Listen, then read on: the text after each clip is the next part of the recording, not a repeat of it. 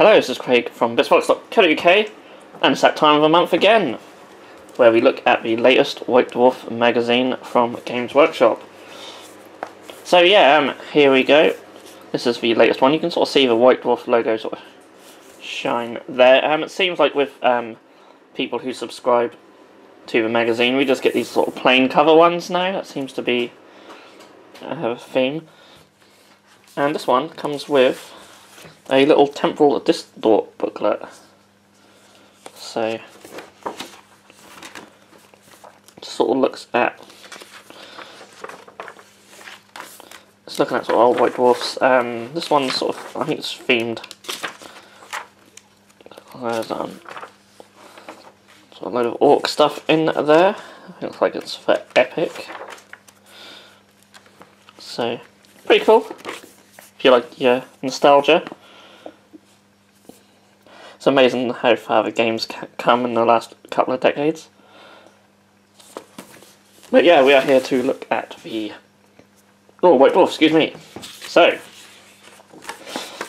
now if you've watched the last video, or you have last month's White Dwarf, you know it's an entirely new format.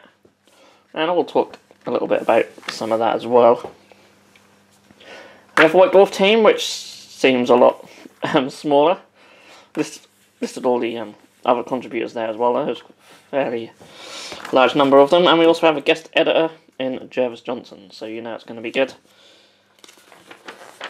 We have the contents, so again they're separated by articles, 40k, we've got Kill Team, Age of Sigmar, and Adeptus Titanicus as well, so it's a big sort of advert for subscribing. So straight away we have the contact section, a little bit about painting like Chaos Spawn. That's like an old Chaos Spawn miniature, I think. Really cool. We have the reader's models sort of straight away as well, whereas they used to be quite at the back. Really cool fungoid cave shaman, very bright. Love that. Certainly stands out with some of the more sort of darker looking miniatures on the page. Model of the month, it's really cool Tree Lord Ancient. Some kind of hunters to go with it as well. Really nice. Reader's models are always beautiful, of course. So, starting with the Warhammer segment of Worlds of Warhammer. A little bit about sort of orc language there, so it shows you what some of the different symbols mean, which is really cool because I didn't really know what they all meant. So that's pretty cool. And we have Warhammer 40,000. There's some notes there. We have Echoes from the Warp, which is a column about rules, tactics, and development of 40k. And we do have the Beta Bolter discipline in there, which I'm sure a lot of you are familiar with by now. Which I really like, actually. I think it's quite a nice little addition. Just make bolters just a little bit better, as they should be. We have this amazing Eldar army. Absolutely gorgeous. I just flicked through this magazine earlier, so I was really stunned when I saw this army. It's absolutely beautiful. And yeah, I mean, just for Wraith, that's a Wraith Knight? Wraith Lord? I assume that's a Wraith Lord and Wraith Guard. So, absolutely gorgeous with freehand on the skull faces on them is just absolutely stunning. I assume a lot of these miniatures, and we look at here for all the planets and stars and stuff, I assume they've been airbrushed. If they haven't been, then that's just mind-blowing. Even if they have been airbrushed, it's absolutely incredible. But to do all that via an airbrush would just be insane. So, it probably does say, and I will read through the articles, I always love reading these articles about other people's armies, so yeah, they're absolutely stunning, absolutely stunning. We have a bit of fiction before the storm. It's nice that they're adding little stories in here as well, so if you're into your fluff and your stories, you do get them in the White Dwarf now, which is really nice. Little Kill Team section, going over the Kill Team Weekender, and they show off some of people's kill teams, which is nice. I'd like to see more kill teams. They do lend themselves really well for conversions and such, so it's certainly Love to see more of them. Really cool sort of Gene Stealer cult stuff there. And they've got some female ones as well. I did a video a while back on converting some female Gene Stealer cult. And they've got their own take on them, which look really nice. I love the Death Watch Captain there as well. So, yeah, really cool. And there's more. So yeah, I'm enjoying this section. The Iron Warriors, really nice. Got some more Death Watch. Got some really cool Raven Guard Scouts. Then we have some AdMech as well. Really nice. I assume they've used some of the Nighthaunt stuff for them. That works really well. Really like that. So we have a little, just a little bit on, yeah, like a little kill team. It does say battle report, so doesn't seem to be a lot on it, but oh right, I see. They put the Temporal Distort sort of thing there in the middle of it. So I thought that was the end of it then, but no, there's more. Like here we go. We have the kill teams. So there's a battle report kill team. Again, the board's gorgeous as always. And I like to just flick through these so I don't give the end result away to anyone who may want to watch. May want to read it themselves. So we have the guest editors column, which as I said earlier is Jervis Johnson, and one of my favourite people in the hobby. I'm sure a lot of people agree with that as well. So I'll certainly look forward to reading this later on. And it sort of has little bits about each of the smaller games, which is quite cool.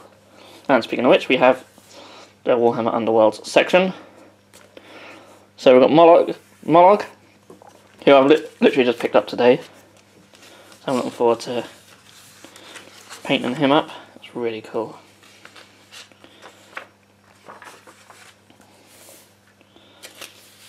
I've got a bit about Shadespire there, and Illuminations, all that Shadespire and Nightfall art. And now we have the Age of Sigmar section. So we have a little bit more rules for Skirmish. So little campaign rules, which is always really cool. So it's the Tomb of Archaeologists, which I've probably actually butchered. So that's really cool. Yeah, I really like that. Probably something we could play in the future. A couple of skirmish teams there. And there's a mini battle report for that as well. Next up we have the next part of the different realms. And we're looking at the Realm of Metal. So that's called Gemon. And again, it sort of goes over ways that you can paint your army to sort of match this realm, and there are also stuff for converting bases for this realm. And I did look, as I said, I looked through this earlier, and I don't really like this one as much as I do the last month's. I see they've used a lot of sort of sprue on the base there. It still, sort of, to me, just sort of still looks a bit like sprue. Same with the cork tiles there, they still just sort of really just look like cork on the base. And they have a bit of like painting for the herdstone, which is quite cool. And they've also showed you how to sort of do the bases there as well. But it's hard sometimes with cork, and I do have an upcoming video where I'm going to use some on a base. But I think because it's painted sort of a similar colour, I think that's probably just a reason there. And we have a bit of fiction for Age of Sigmar as well. And then Tome Celestial. So this is all about Stormcast Eternals, and it's about Hammerhands. It has their sort of colour scheme and stuff like that. So it's pretty cool. And of course we have Vandus. And they've got the chamber organisation as well. So if you like your Stormcasts, there's quite a large article as well. There's loads more, so cool. And there's also some new rules. So they have a few War Scroll battalions for your Hammerhand chamber as well. So that's really cool. I'm sure we'll see a lot more of that in the future as well. And we have an army showcase of them, which I'm sure over the last sort of year or two we've seen a lot of them. Got some of the newer stuff as well.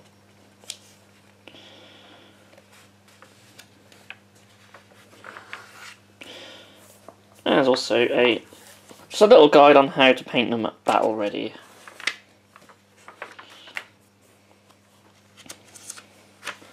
And then it goes into a little bit more detail in this section as well, which is cool. And you've even got stuff for the Griff Charger.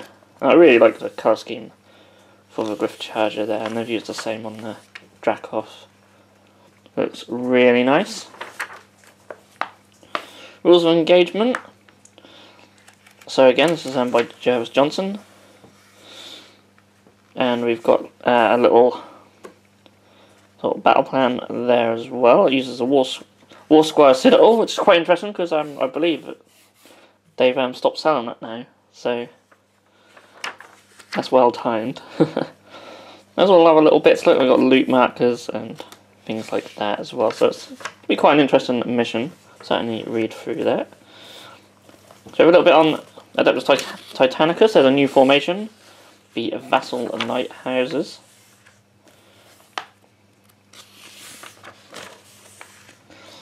So, there's lots of bits about them and their colour scheme and heraldry stuff. Little Black Library section, there's an interview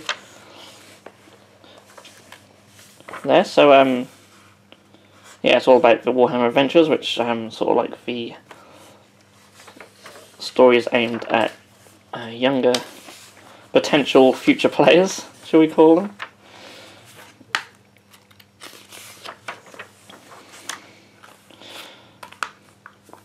And we've also got Severina Rain, who you may have seen her miniature on the Warhammer community. There's rules for her there.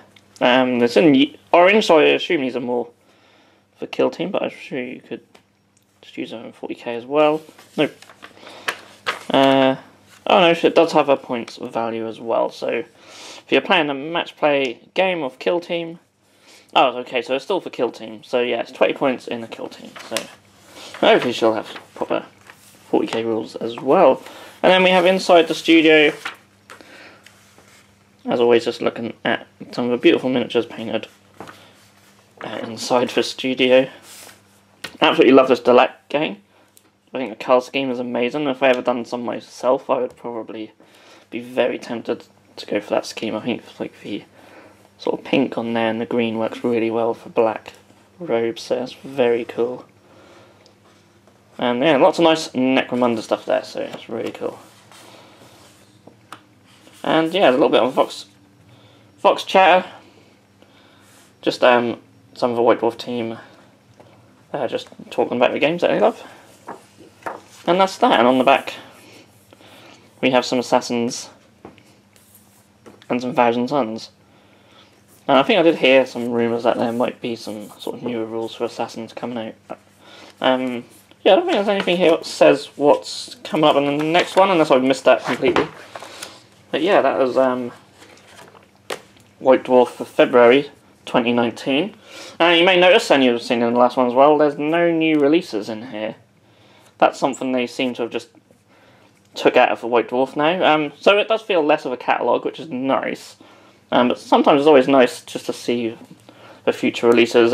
Sometimes these are the first way to know how much things cost.